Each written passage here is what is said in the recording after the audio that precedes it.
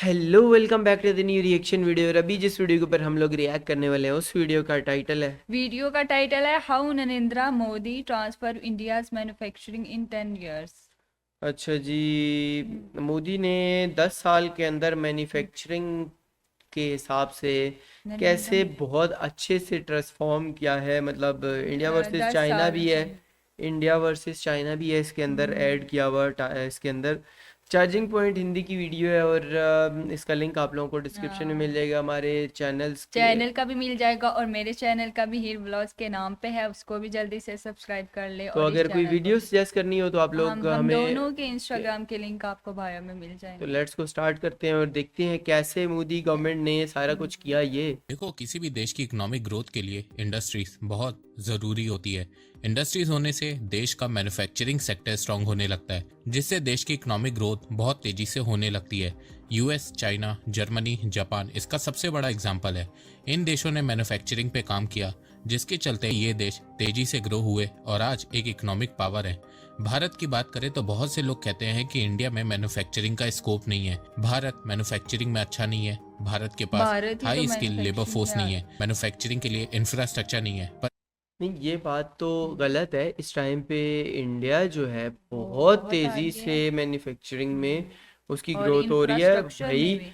IPhones बन रहे हैं दुनिया के 15 to 25% आईफोन इंडिया में बन रहे हैं, तो भाई और क्या चाहिए। इन सब चीजों को भारत ने गलत प्रूफ कर दिया है। भारत ने पूरी दुनिया को बता दिया है कि वो भी फ्यूचर में एक मैन्युफैक्चरिंग पावर हाउस बन सकता है। पिछले 10 सालों में भारत में मैन्युफैक्चरिंग बहुत तेजी से बढ़ी है।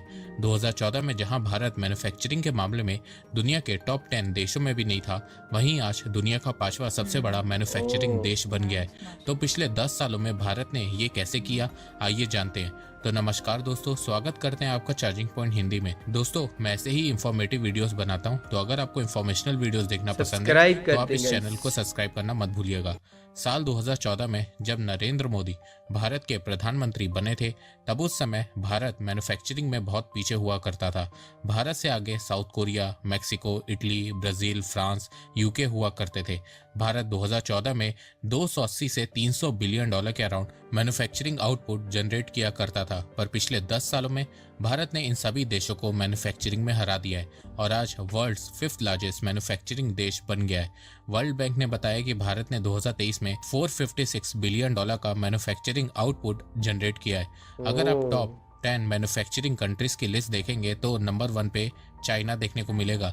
चाइना ने 2023 बहुत में ही ज्यादा है वो तो। 4.6 trillion dollar manufacturing output generate किया है, भारत से 10 गुना ज्यादा, और अमेरिका। इसीलिए चाइना को मैन्युफैक्चरिंग ऑफ द वर्ल्ड कहा जाता है। सेकंड नंबर पे अमेरिका है, जिसने 2.4 trillion dollar manufacturing output generate किया है। थर्ड पे जर्मनी है 845 बिलियन डॉलर, और फोर्थ पे जापान है विद 818 बिलियन डॉलर। वहीं भारत ने पिछले 10 सालों में south Korea, Mexico, Italy, Brazil, France, UK सबको बीट कर दिया है और 5th पोजीशन पे आ गया है। और अब प्रेडिक्शन की जा रही है कि भारत 2030 तक जर्मनी और जापान को बीट करके वर्ल्ड 3rd लार्जेस्ट मैन्युफैक्चरिंग देश भी बन जाएगा। और 2030 से भारत हर साल 1 trillion dollar manufacturing output generate करेगा। अब भारत ये कैसे करेगा, आइए जानते हैं। देखो, फ्यूचर में भारत की मैन्युफैक्चरिंग को बढ़ाने में 4 चीज़ों का बहुत बड़ा योगदान होने वाला है। पहला है मेक इन इंडिया, जिसके मेक चलते इन भारत इंडिया। अपनी डोमेस्टिक प्रोडक्शन में और ज़्यादा फोकस करेगा। दूसरा है एफडीआई, फॉरेन डायरेक्ट इन्वेस्टमेंट।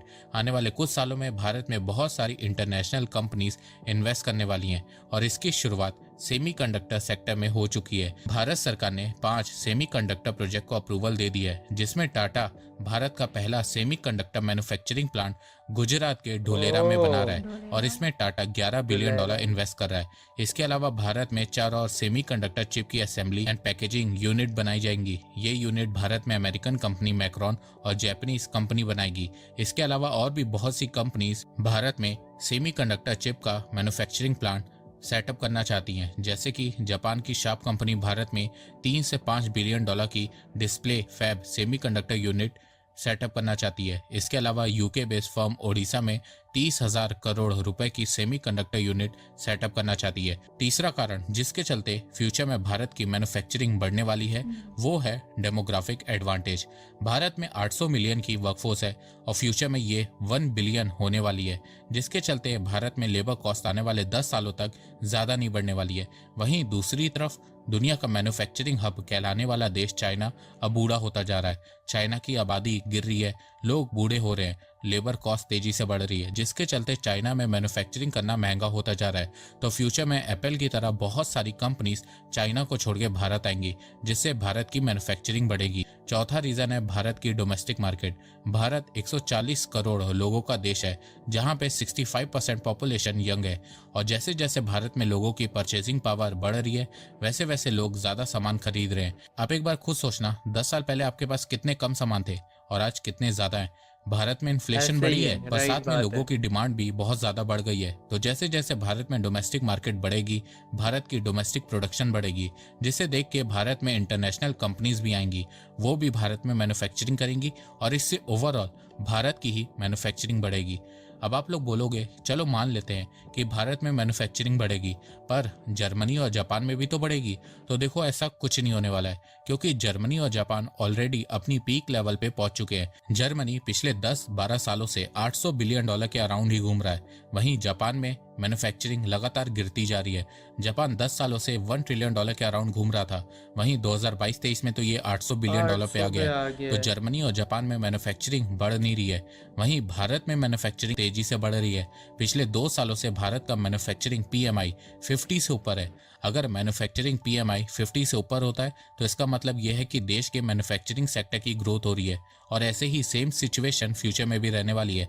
आने वाले 5 सालों में जहां भारत में मैन्युफैक्चरिंग बढ़ेगी, वहीं जर्मनी और जापान में कम होगी, और भारत 2030 तक वर्ल्ड थर्ड लार्जेस्ट नहीं, इस तरह मैन्युफैक्चरिंग नहीं हो कंट्री सकता कि बन उनकी भी जाएगा। ज्यादा इसके हो अलावा थोड़ी। मोदी गवर्नमेंट की कुछ यही बात है ना, ये पिछले 10 साल के ग्राफ को देखने के बाद बात कर रहे हैं ना, कि पिछले 10 साल के ग्राफ के हिसाब से अगर देखा जाए तो वो उसी लेवल पे आ रहे हैं, लेकिन इंडिया नीचे से ऊपर आ रहा है ना, तो फिर ये क्रॉस कर जाएगा। पॉलिसीज भी बहुत ये तो क्रॉस कर इंपॉर्टेंट जाएगी, लेकिन वो रोल भी प्ले तो करेंगे। नहीं ज्यादा ना, जैसे वो कि उसी PLI तरह ही स्कीम। है। अच्छा। पिछले 10 DPIIT साल ने से भी बताया है ऐसे कि ही है। जून 2024 तक PLI स्कीम के चलते भारत के 14 सेक्टर में 1.4 लाख करोड़ रुपीस की इन्वेस्टमेंट आई है, और PLI स्कीम से अब तक 12 लाख करोड़ रुपए का मैन्युफैक्चरिंग आउटपुट जनरेट हुआ है, 4 लाख करोड़ रुपए का मैन्युफैक्चरिंग आइटम एक्सपोर्ट हुआ है, और 9 9 lakh lakh jobs generate jobs. हुई हैं।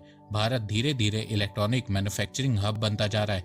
2014 में भारत में 1.9 लाख करोड़ रुपीस की इलेक्ट्रॉनिक मैन्युफैक्चरिंग हुई थी, वहीं 2024 में यह बढ़ के 9.52 लाख करोड़ रुपीस हो गई है। 2014 में भारत 10 ने साल सिर्फ के अंदर 38,000 करोड़ रुपए का इलेक्ट्रॉनिक आइटम एक्सपोर्ट किया था, जो 2024 में बढ़ के 2.4 2.4 लाख करोड़। करोड़ रुपीस हो गया है। 2014 में भारत में सिर्फ 2 स्मार्टफोन के मैन्युफैक्चरिंग यूनिट थे, वहीं आज भारत वर्ल्ड का second largest mobile phone manufacturing देश बन गया है। 2014 में भारत में सिर्फ 26% मोबाइल फोन बनते थे, आज 99.2% मोबाइल फोन भारत में मैन्युफैक्चर हो रहे हैं। एप्पल ने सिर्फ एक साल में भारत में 2 लाख 2 करोड़ लाख रुपए करोड़ रुपए का 23.5 बिलियन डॉलर फोन। की प्रोडक्शन करी है, और आईफोन भारत में बनके ग्लोबली एक्सपोर्ट हो रहे हैं। इसके अलावा भारत में बिजनेस करना आसान होता जा रहा है। इकोनॉमिक इंटेलिजेंस बहुत यूनिट की आसान। रिपोर्ट के अनुसार इंडिया थर्ड मोस्ट इम्प्रूव्ड इसीलिए बिजनेस एप्पल वालों ने डेस्टिनेशन वहाँ ऑफ पे द अड्डा वर्ल्ड लगा बन लिया गया होना। है। भारत की FDI policy, foreign trade, tax regime में इम्प्रूवमेंट हुई है। इसके अलावा पिछले 10 सालों में ईज ऑफ डूइंग बिजनेस को बढ़ाने के लिए भारत सरकार ने 42,000 से ज्यादा कॉम्प्लायंस को रिड्यूस किया है और 3700 प्रोविजंस को हटाया है। इसके अलावा सिंगल विंडो सिस्टम को फॉर्म किया है, जिससे भारत में मैन्युफैक्चरिंग बढ़ रही है। Ease of doing business Bharat में इंप्रूव होने से भारत में स्टार्टअप तेजी से ओपन हो रहे हैं। भारत में वर्ल्ड का थर्ड लार्जेस्ट स्टार्टअप इकोसिस्टम है। इस समय भारत में 1,30,000 से ज्यादा रजिस्टर्ड स्टार्टअप्स हैं और 110 स्टार्टअप यूनिकॉर्न बन चुके हैं। मतलब इन स्टार्टअप की वैल्यूएशन $1 बिलियन से ज्यादा है। हैरानी की बात यह है कि भारत के 45% स्टार्टअप टीयर 2 और टीयर 3 सिटीज से हैं। 2014 से 1 करोड़ पेटेंट ग्रांट किए जा चुके हैं। तो इससे एक चीज साफ समझ में आ रही कि भारत के कोने कोने में स्टार्टअप खुल रहे हैं। इसके अलावा भारत सरकार MSME छोटे उद्योग स्मॉल बिजनेसेस को भी सपोर्ट कर रही है, क्योंकि MSME भारत की GDP में 30% कंट्रीब्यूट करते हैं और 21 करोड़ जॉब्स जनरेट करते हैं।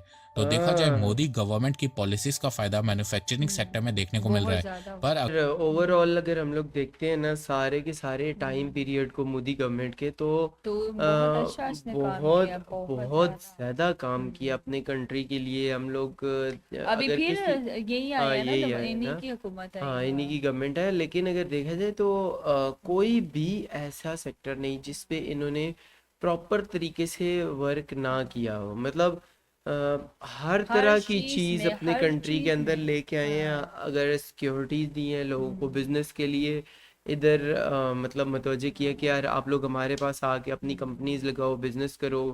उससे पहले भी इंडिया के अंदर बहुत सारी कंपनीज हैं जो कि इंडियन अपनी थी, जैसा अपनी थी, टाटा था, हाँ, दूसरी अपनी तीसरी बजाज थी। हो गया हाँ डिफरेंट, और इस तरह मतलब की काफी ऑटोमोबाइल ज्यादा। कंपनीज थी, हाँ, डिफरेंट थी, फोन्स के तो और वो उनकी चीज़ें थी। थी, लेकिन लेकिन ये बाहर से भी लेकिन आए बाहर हैं। से जो कंपनीज का आना था और वो नए इनके लिए स्टार्टअप्स थे, बहुत बड़ी तो वो अचीवमेंट मोदी थी। गवर्नमेंट ने सबसे ज़्यादा उनको हम्म। फैसिलिटेट किया है। सबसे अच्छी बात ये कि फैसिलिटेट किया मोदी है। गवर्नमेंट को जो है ना, वो मतलब अप्रिशिएट काम, करना हाँ, चाहिए कि उन्होंने इन्होंने काफ़ी ज़्यादा हाँ, काम किया है। बाकी अगर जितने भी इससे पहले के आए हैं उन्होंने भी, ये नो उन्होंने डाउट, काम नहीं किया, ऐसा नहीं है काम काम किया नहीं था, किया, लेकिन मोदी ने इस बहुत जितना ज्यादा काम नहीं माशाल्लाह किया काम किया जिसने है। इसने जितना काम हाँ। किया। खैर काफ़ी तेज़ी से ग्रो कर रहा है। हम्म। बाकी इंडिया की देखो, रेस, कोशिश इंडिया की यही है कि हमारी हम्म। रेस जो है ना चाइना के साथ हो। चाइना के साथ। मतलब वो किसी दूसरे तीसरे चौथे नंबर को देख ही नहीं रहे, देख ही नहीं वो रहे, सबसे और पहले वाले टारगेट ही नंबर को उन्होंने देख रहे। इतना बड़ा रखा हुआ है, तो हम्म जाहिर सी बात है तो वो सब। टास्क तो इसी वजह से इनकी ग्रोथ की हाँ, वो स्पीड भी कहते हैं ना तेज कि है। टारगेट अपना जो है ना, वो बड़ा हाँ ही बड़े, रखना चाहिए। हाँ।